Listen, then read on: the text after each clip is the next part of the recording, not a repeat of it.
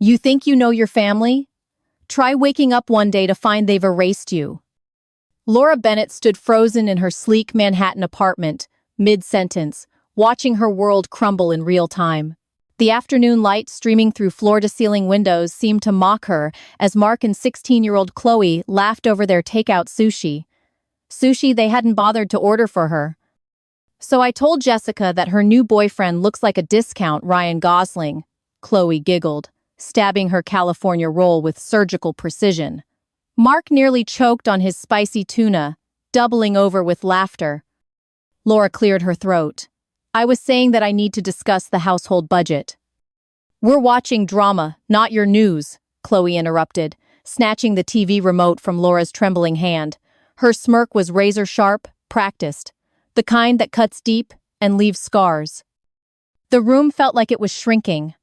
Laura's voice, once confident from years of corporate presentations, now seemed to dissolve into the marble walls, their laughter crescendoed, filling every corner of the space she'd carefully decorated, suffocating her like smoke. This wasn't always her reality.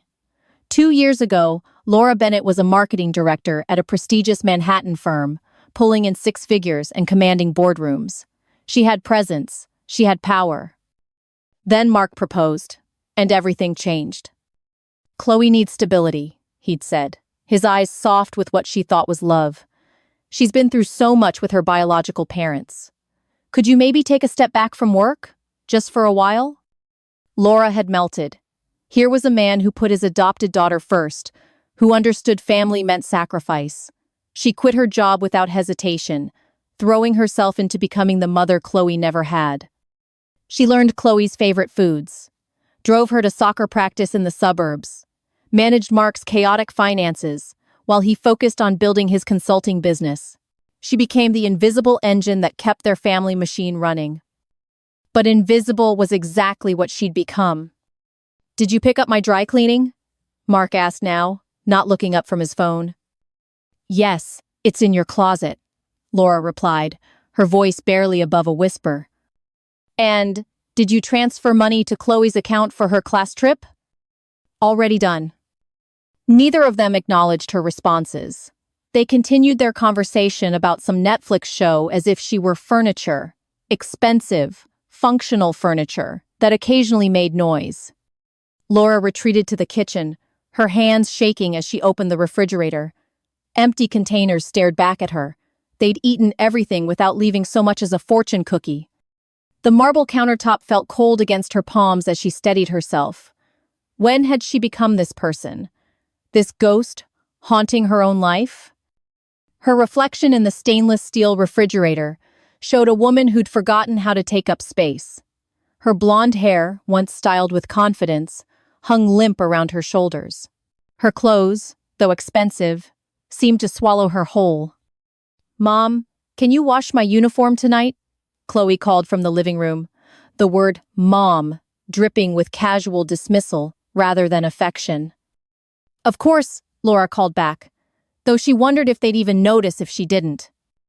That evening, after Mark retreated to his home office and Chloe locked herself in her room with her phone, Laura found herself drawn to Mark's laptop. It sat open on the dining room table, still logged into his email. She told herself she was just checking their joint calendar, maybe planning a family dinner they'd actually eat together. But then she saw it. An email thread with the subject line, Financial Restructuring Confidential. Laura's heart hammered against her ribs as she clicked open the conversation. The sender was someone named Patricia Walsh from a private banking firm. As discussed, the transfer of $200,000 from the joint account to the private account under your name only should be completed by Friday. We've also prepared the documentation regarding your wife's alleged mental health concerns for the school board meeting. Mental health concerns. Laura's vision blurred as she scrolled down. The narrative about Laura's instability has been well received by Chloe's counselor. She's expressed concern about Laura's erratic behavior and inappropriate boundary issues. This should provide sufficient justification for the custody adjustments we discussed. The words swam on the screen. Custody adjustments. Mental instability. $200,000. Her fingers moved on autopilot, clicking through more emails. Each one was a dagger through her chest. Mark had been systematically destroying her reputation, painting her as an unfit guardian to anyone who would listen. And Chloe, sweet Chloe, who called her mom, was helping him do it. But the final email stopped her cold. Remind Chloe to maintain the adoption story. If anyone discovers she's your biological daughter from the affair, this entire plan falls apart. Laura can never know the truth. The laptop screen reflected Laura's face, and for the first time in months, she saw something other than defeat in her eyes. She saw rage. Pure, crystalline rage that burned away every doubt, every moment of self-blame, every pathetic attempt to win their love. They hadn't just been ignoring her. They'd been orchestrating her destruction. Mark's biological daughter, the affair, the lies about her mental health, the stolen money. Laura Bennett had been playing checkers while they played chess. But the game wasn't over. Not by a long shot. She closed the laptop with surgical precision, her movements calm and deliberate. In the living room, she could hear Mark and Chloe laughing at another episode of their show. Let them laugh. Tomorrow, she was going to remind them exactly who Laura Bennett used to be. And they were going to wish they'd never tried to erase her. The dive bar in Hell's Kitchen reeked of stale beer and broken dreams. Laura Bennett sat hunched over a scratched wooden table, her manicured fingers wrapped around a glass of cheap whiskey that burned like her rage. Across from her, Tessa Rodriguez leaned forward, her sharp lawyer's eyes dissecting every word. Let me get this straight. Your husband's been painting you as mentally unstable while secretly moving your joint assets? Laura nodded, the whiskey loosening her tongue after 2 years of silence. $200,000, Tessa, gone. And Chloe's been feeding him information about my daily routines, my conversations with her teachers. That bastard's building a case to screw you over in court, Tessa said, her Brooklyn accent cutting through the bar's ambient noise like a blade. This isn't just betrayal, Laura. This is premeditated financial warfare. The bar's neon signs flickered overhead, casting red shadows across Laura's face. She'd chosen this place deliberately far from their Manhattan penthouse, far from Mark's surveillance. Here, she could finally breathe. I should have seen it coming, Laura whispered, staring into her glass. The way they'd stopped talking when I entered rooms. The hushed phone calls. Stop blaming yourself, Tessa snapped, her voice fierce with loyalty. You trusted your family. That's not a character flaw, it's human decency. The bar door swung open with a rusty creak, and Javier Martinez stumbled in, his laptop bag slung over his shoulder like a modern warrior's weapon. At 28, he still carried himself like the startup prodigy Laura had mentored 5 years ago. Sorry I'm late, he panted, sliding into the booth. Traffic in Midtown was insane. He fumbled with his beer, nearly knocking over the salt shaker. I hack better than I hold a pint, apparently. Despite everything, Laura found herself smiling. Javier had always been able to break tension with his awkward charm. Tell me you found something, she said, leaning across the sticky table. Javier's fingers danced across his laptop keyboard with surgical precision. Oh, I found something all right. Your husband's been busy. Real busy. The screen illuminated their faces in the dim bar as bank statements, email chains, and legal documents cascaded down like digital rain. Laura's stomach dropped with each revelation. He's planning to sell the apartment, Javier said, his voice grim. The $1.2 million apartment that's in both your names. But here's the kicker, he's already got buyers lined up. He can't do that without my signature, Laura said. But even as the words left her mouth, she knew better. He can, if you're declared mentally incompetent, Tessa interjected, her legal mind already connecting the dots. All those stories about your erratic behavior aren't just gossip, Laura. They're evidence for a conservatorship case. The whiskey turned to acid in Laura's throat. A conservatorship? Complete financial control, Tessa confirmed. He'd manage every penny you own, every decision you make. You'd become a legal non-person. Javier scrolled deeper into Mark's digital footprint, his face growing darker with each click. There's more. He's been corresponding with a psychiatrist, Dr. Sarah Chen. They're scheduling an intervention for next week. Laura's hands began to shake. The intervention would be the final piece of Mark's puzzle, staged for maximum humiliation, with Chloe as the concerned daughter begging for help. But here's what he doesn't know, Javier said, cracking his knuckles like a safecracker, preparing for the heist of a lifetime. I've been in his email for 3 days. I know his passwords, his bank account numbers, his dirty laundry. What are you thinking? Tessa asked, her eyes gleaming with professional cunning. Laura felt something cold and calculating unfurl in her chest. I'm thinking it's time Mark got a taste of his own medicine. She pulled out her phone and began typing an email, her fingers steady now despite the whiskey. I'm going to send him a little message. Make him think I'm onto him. Psychological warfare. Tessa nodded approvingly. Make him paranoid. Force him to make mistakes. Laura crafted the email carefully. Mark, I've been thinking about our financial future. Maybe we should consolidate our accounts? I'd love to discuss this over dinner tomorrow. XOXO, Laura. Simple, innocent, terrifying. He'll think you've discovered everything, Javier laughed, hitting send on Laura's behalf. Paranoid men make stupid decisions. But as Laura watched the email disappear into the digital ether, Javier's expression shifted. His fingers hesitated over the keyboard.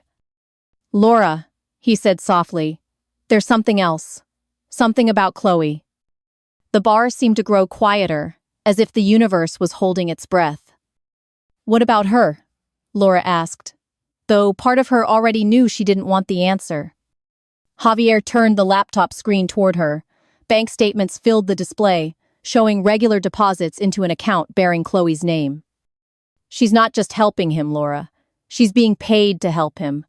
There's a trust fund $50,000 already deposited, with more promised after the apartment sale. The words hit Laura like physical blows. $50,000, the price of a daughter's betrayal. She's 16, Laura whispered, as if that explained anything. She's just a kid. A kid who's been taking money to destroy you, Tessa said, her voice gentler now, but no less brutal. Laura stared at the numbers on the screen until they blurred. All those soccer games she'd attended. All those late-night homework sessions. All those times she'd told Chloe she loved her. All of it had been performance art for a teenage con artist. I need some air, Laura said, standing abruptly. The bar felt suffocating now, thick with betrayal and broken trust. Outside, the Hell's Kitchen streets buzzed with live food trucks, late commuters, the distant sound of sirens. Laura leaned against a brick wall, letting the cold October air cut through her whiskey haze. She pulled out her phone and scrolled to an old photo of Chloe as a little girl, gap-toothed and laughing at some long-forgotten joke. Laura had taken this picture during their first family vacation, when she'd still believed in happily ever after. The tears came then, hot and angry and cleansing. But as she wiped her face, Laura felt something else rising within her, something harder than grief, sharper than rage. Determination. Mark and Chloe thought they were playing chess while she played checkers. They thought they'd erased Laura Bennett, the successful marketing executive who'd built campaigns that launched million-dollar brands. They were about to learn exactly how wrong they were. You don't get to erase me, Laura whispered to the city lights, her voice carrying the promise of war. The game was just beginning. Laura Bennett had become a master of disguise, not the kind that required wigs or fake accents, but something far more dangerous. She'd learned to hide her intelligence behind a mask of suburban incompetence. Oops, my bad, she chirped, watching hot coffee cascade across Mark's laptop keyboard like liquid karma. Her voice dripped with artificial sweetness as steam rose from the expensive MacBook. Mark lunged forward, frantically dabbing at the keyboard with his napkin. Laura! Jesus Christ, be more careful! I'm so sorry, honey, she cooed, her eyes wide with manufactured innocence. I was just trying to bring you your morning coffee. Chloe looked up from her phone, rolling her eyes with teenage disdain. Clumsy much? Maybe stick to making toast, Laura. If only they knew. While Mark desperately tried to salvage his laptop, Laura had already accomplished her real mission. The tiny device Javier had given her, no bigger than a thumb drive, had been discreetly plugged into the USB port for exactly 37 seconds. Is it ruined? Laura asked, wringing her hands with Oscar-worthy concern. I don't know yet, Mark snapped, powering down the machine. I have important files on here, Laura. Financial documents. Oh no, she gasped. Should I call that computer repair place downtown? No, Mark said quickly. Too quickly. I'll handle it myself. Of course he would. Laura bit back a smile as she gathered the coffee-stained napkins. Mark couldn't risk anyone else seeing what was on that laptop. Later that afternoon, while Mark was at his office nursing his wounded laptop, Laura made her next move. She stood in front of their home's router, holding the power cord like it was a live snake. This is for every woman you've underestimated, she whispered, pulling the plug. The Wi-Fi died instantly, taking with it Mark's ability to conduct any online banking from home.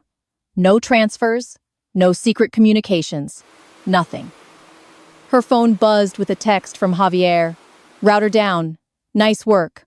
Hack complete on his phone, sending you the juicy stuff now. Laura's phone lit up with screenshots that made her blood boil.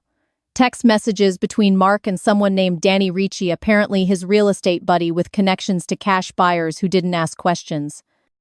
Apartment should be cleared out by end of month, Mark had texted.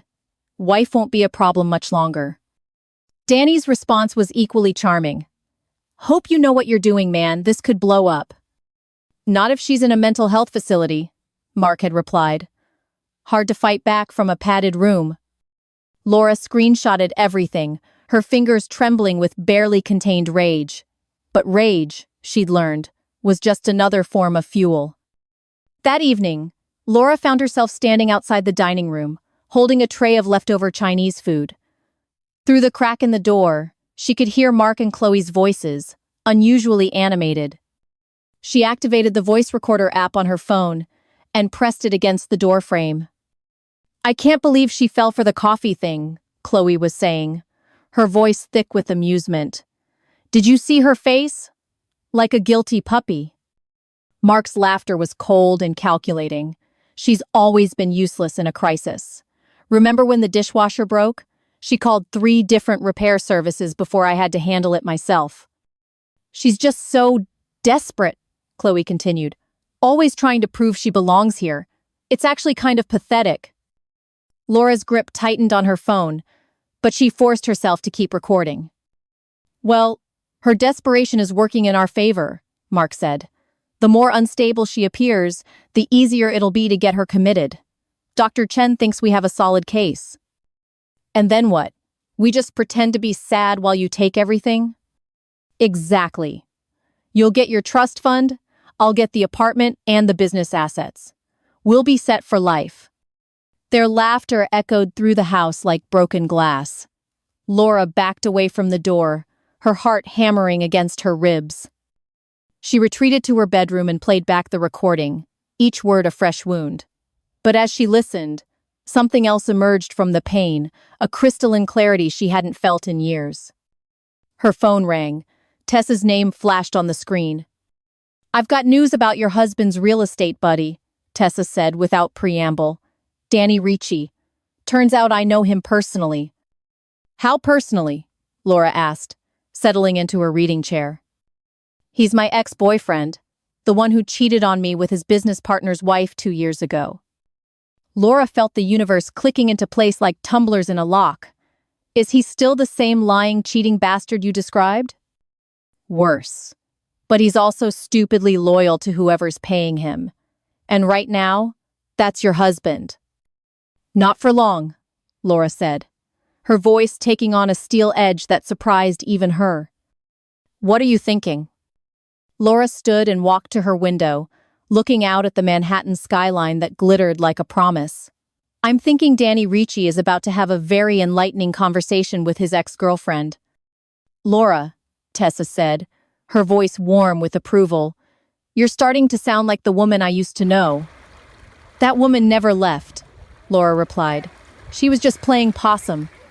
After hanging up, Laura sat in the darkness of her bedroom, the recording of Mark and Chloe's conversation playing on repeat. Each cruel word hammered away at the last vestiges of the naive woman who'd believed in happily ever after. She thought about all the women, like her smart, capable women, who'd been gaslit into believing they were losing their minds. Women who'd been isolated, manipulated, and erased by people who claimed to love them. When she called Tessa back an hour later, her voice was steady as granite. "I'm not just fighting for me anymore," she said. "I'm fighting for every woman they've tried to break. Every woman who's been told she's crazy, when she's actually seeing clearly." "What's the plan?" Laura smiled in the darkness, and for the first time in months, it felt genuine. "We're going to give Mark and Chloe exactly what they've been asking for. They want to see me lose my mind? Fine. But they're about to learn the difference between crazy and calculated." The game was about to get very interesting. The gala was Mark's masterstroke. Their Manhattan apartment had been transformed into a glittering showcase, complete with champagne fountains and a string quartet. Crystal chandeliers cast dancing shadows across walls lined with Manhattan's elite. Mark stood near the bar in his custom-tailored tuxedo, his arm draped around a nervous-looking man with thinning hair. Danny Ricci, the real estate buyer, clutched his martini while Mark pitched the apartment's investment potential. "Location, location, location," Mark was saying. "Prime Manhattan real estate never loses value." Chloe mingled effortlessly among the guests, her black cocktail dress making her look years older than 16. She'd perfected the art of playing the grieving daughter, accepting condolences about her unstable stepmother with practiced grace. What none of them expected was Laura Bennett to make an entrance. The elevator doors opened with a soft chime, and every conversation in the room seemed to pause. Laura stepped into her own apartment like she was walking the red carpet at Cannes. The scarlet red dress hugged her curves like liquid fire, its plunging neckline both elegant and dangerous. Her blonde hair was styled in soft Hollywood waves, and her makeup was flawless.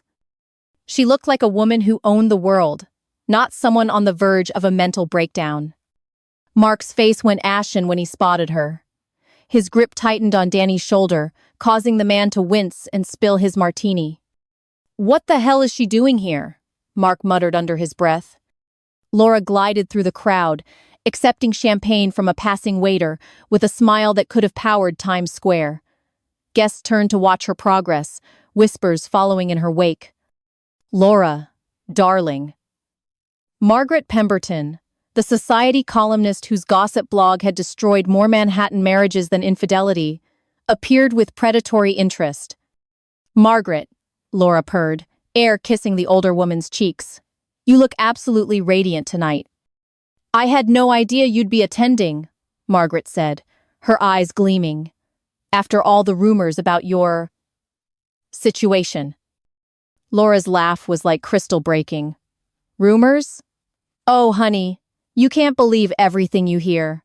Though I suppose Mark has been telling people I'm having some sort of breakdown." She lowered her voice conspiratorially. "Between you and me, I think he's projecting. The poor man's been under so much financial stress lately." Margaret's pen appeared as if by magic. "Financial stress?" "Well, I probably shouldn't say anything," Laura continued.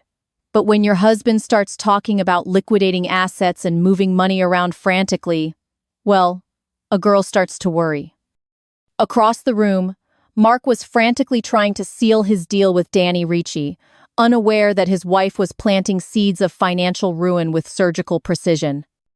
Laura excused herself and began working the room like the marketing executive she'd once been. A comment here about Mark's mysterious midnight phone calls with creditors. A worried sigh there about having to cut back on household expenses. Each conversation was a small explosion, and Laura was lighting fuses throughout the party. She was approaching the champagne fountain when fate intervened, or rather, when Laura made fate intervene.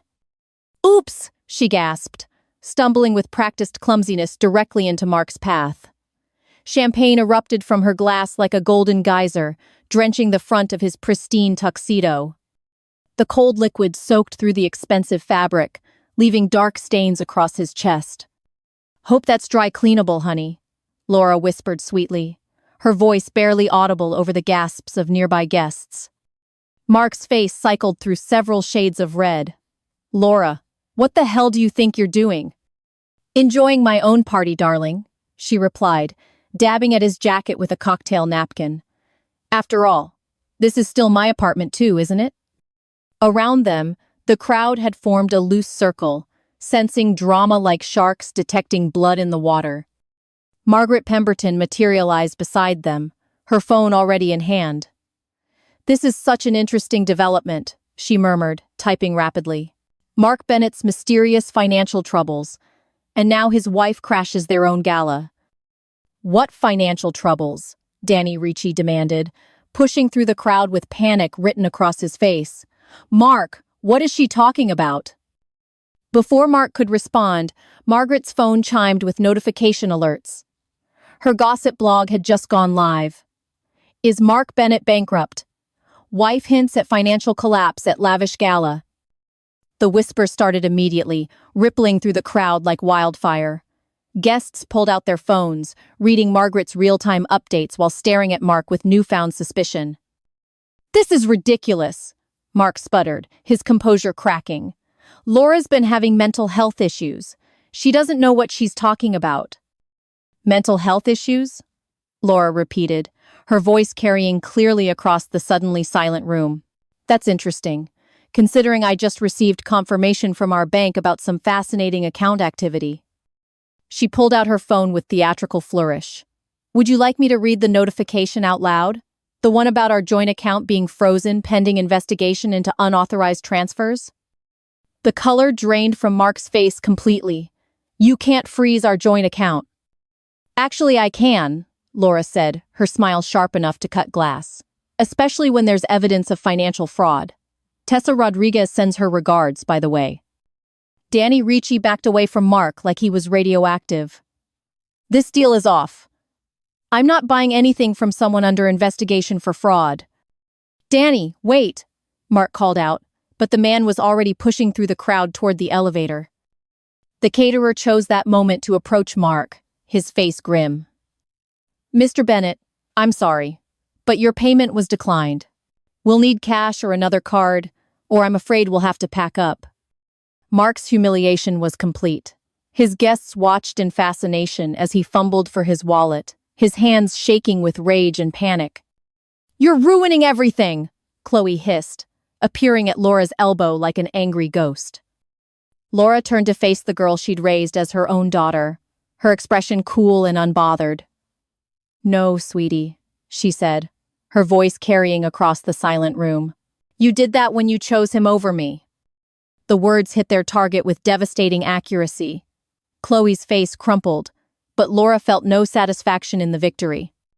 Only the cold, clean feeling of justice finally being served.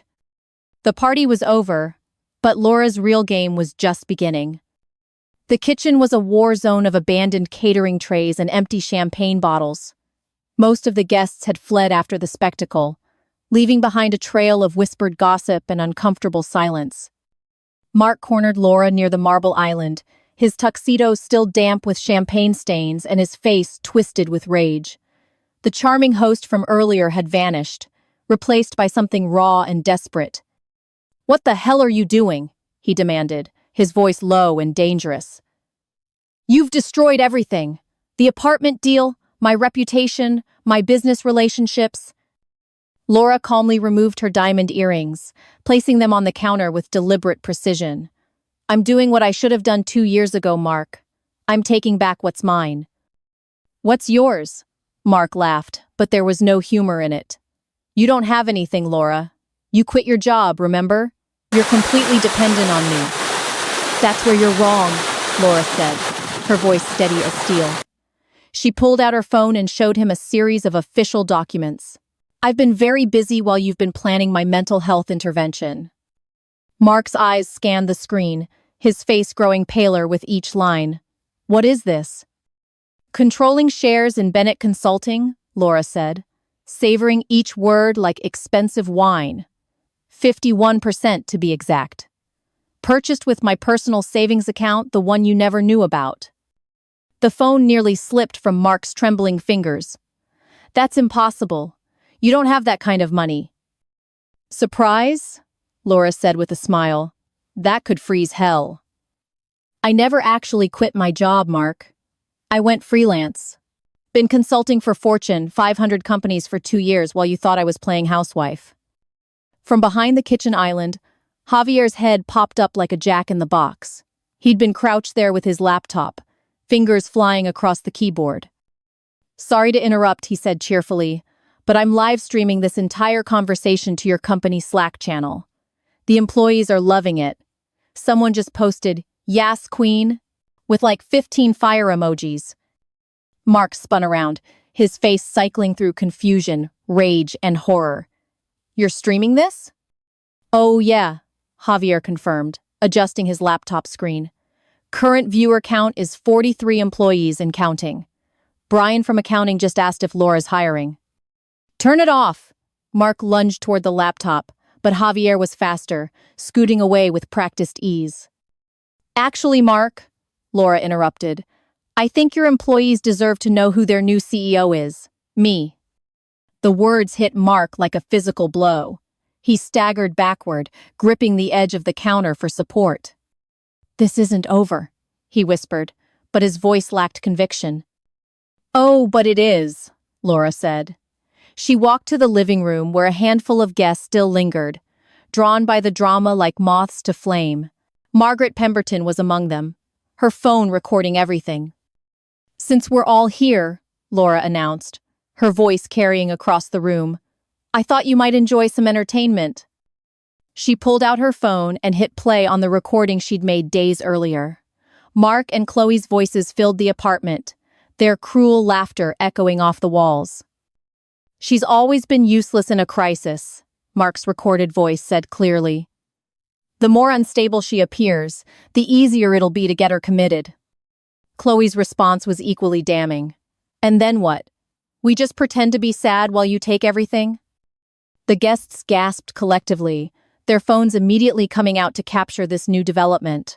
Margaret Pemberton's eyes gleamed with the satisfaction of a journalist who'd struck gold. But wait, Laura said, pausing the recording. There's more. She fast-forwarded to the part that had shattered her heart completely. Remind Chloe to maintain the adoption story, Mark's voice continued. If anyone discovers she's your biological daughter from the affair, this entire plan falls apart. The silence that followed was deafening. Every eye in the room turned to Chloe, who stood frozen near the elevator like a deer caught in headlights. It's not what it looks like, Mark stammered, his composure completely shattered. I can explain. Explain what? Laura interrupted, her voice cutting through his protests. Explain how you had an affair and convinced me to raise your daughter? Explain how you both conspired to steal my money and have me committed? Chloe's face crumpled, tears streaming down her cheeks. Laura, please. I'm sorry. I didn't want to hurt you, but he promised me a trust fund. $50,000 for college. You knew, Laura said, her voice barely above a whisper. You knew he was your real father, and you still helped him destroy me. I needed the money, Chloe sobbed. My real mom's medical bills, college tuition, I couldn't afford any of it without help. Laura felt something inside her chest crack like ice under pressure. This girl she'd loved, protected, and raised as her own had been playing her for 2 years. You're not my daughter anymore, Laura said, each word precise and final. The guests began filing out awkwardly, sensing that the show was over. Margaret Pemberton lingered just long enough to get a few final photos before disappearing into the elevator. Soon, only Laura, Mark, and Chloe remained in the wreckage of what had once been their home. Laura, Mark tried one last time, his voice pleading. We can work this out. We're still married. We can go to counseling. The divorce papers will be served tomorrow, Laura said without turning around, along with the restraining order. She walked to her bedroom and locked the door, finally allowing herself to collapse. The tears came in waves for the family she'd thought she had, for the daughter she'd loved who'd never really been hers, for the naive woman who'd believed in happily ever after. Her phone rang. Tessa's name flashed on the screen. "I saw Margaret's blog post," Tessa said gently. "How are you holding up?" "I won," Laura whispered into the phone. "So why does it feel like I lost everything?" "Because you're grieving," Tessa said. "You're mourning the family you thought you had. But Laura, you're not lost. You're building a new life, starting with you." Laura wiped her eyes and looked out at the Manhattan skyline. Tomorrow, she would walk into Bennett Consulting as the CEO. Tomorrow, she would start over. Tonight, she would let herself mourn what she'd lost. But she would never let anyone erase her again. 6 months later, Laura Bennett stood in her chic Brooklyn loft, watching the sunrise paint the Manhattan skyline in shades of gold and possibility. The industrial windows stretched from floor to ceiling, flooding the space with light that seemed to wash away the shadows of her old life. Gone was the sterile perfection of the Manhattan apartment. Her new home was alive, exposed brick walls lined with books, vibrant artwork from local galleries, and furniture that actually looked lived in rather than photographed for a magazine. The morning news played on her laptop while she sipped coffee from a mug that read "CEO of My Own Life." The anchor's voice carried across the kitchen as she reported on Mark's ongoing fraud investigation. Bennett Consulting founder Mark Bennett faces federal charges for financial fraud and identity theft, the newswoman announced. His former company, now under new leadership, has distanced itself from the scandal. Laura smiled and changed the channel. She had no interest in watching Mark's downfall play out in the media. She was too busy building her future. Her phone buzzed with a text from an unknown number. After a moment, she recognized Chloe's new cell phone. "Laura, I know you probably don't want to hear from me, but I wanted you to know I'm sorry. I think about you every day. I hope someday you can forgive me. Chloe." Laura stared at the message for a long moment, then deleted it without responding. Some betrayals cut too deep for apologies. The doorbell rang, interrupting her thoughts. A delivery man stood outside with a small package addressed to her. "From Mark Bennett," he said, consulting his tablet. Laura almost refused the package, but curiosity won out. Inside was a cheap ceramic mug with "World's Best Wife" printed in garish pink letters.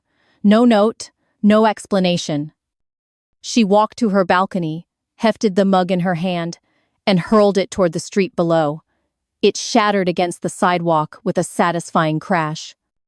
"Return to sender," she called out to the wind, laughing for the first time in what felt like years. That evening, Laura stood behind the podium at the grand ballroom of the Plaza Hotel.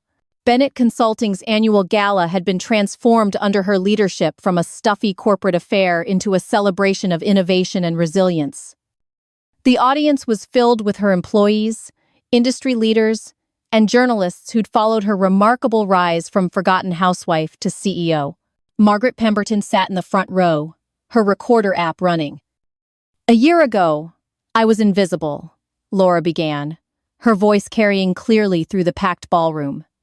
"I had allowed myself to become a supporting character in my own life story." The room was silent, hanging on every word.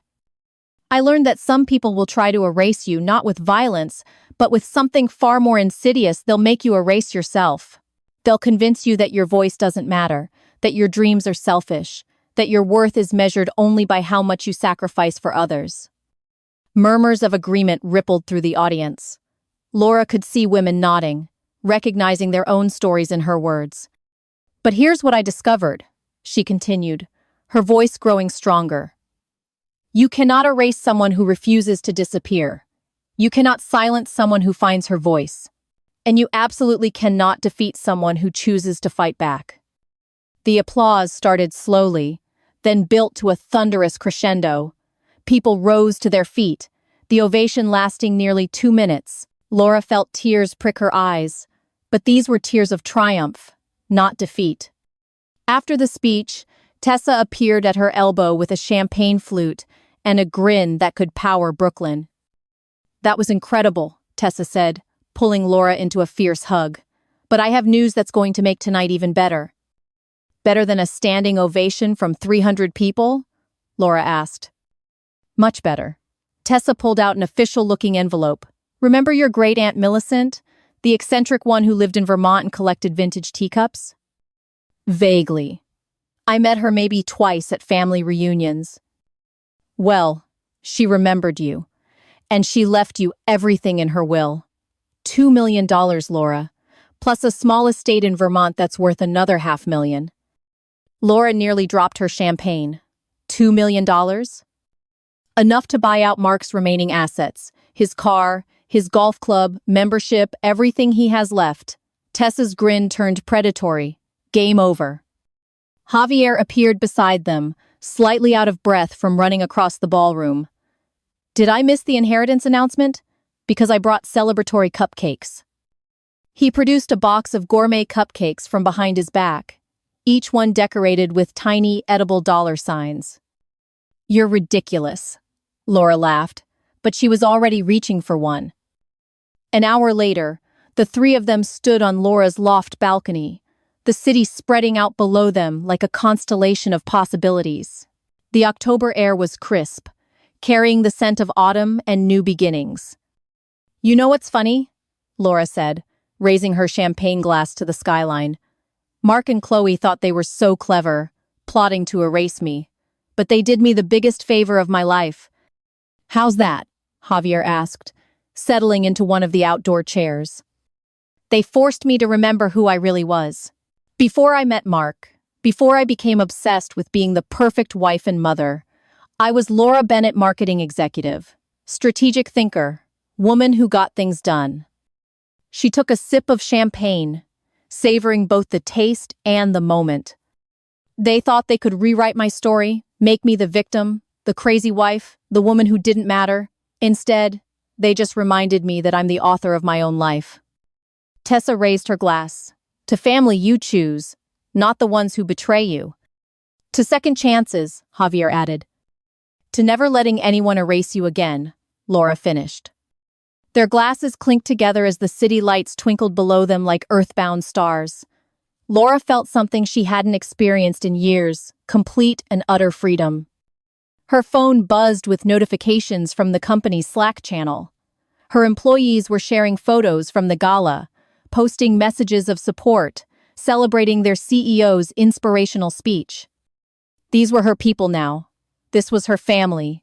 This was her life. Laura Bennett had been erased once, but she'd written herself back into existence stronger, smarter, and absolutely unstoppable. The game was over, and she had won everything that mattered. Starting with herself,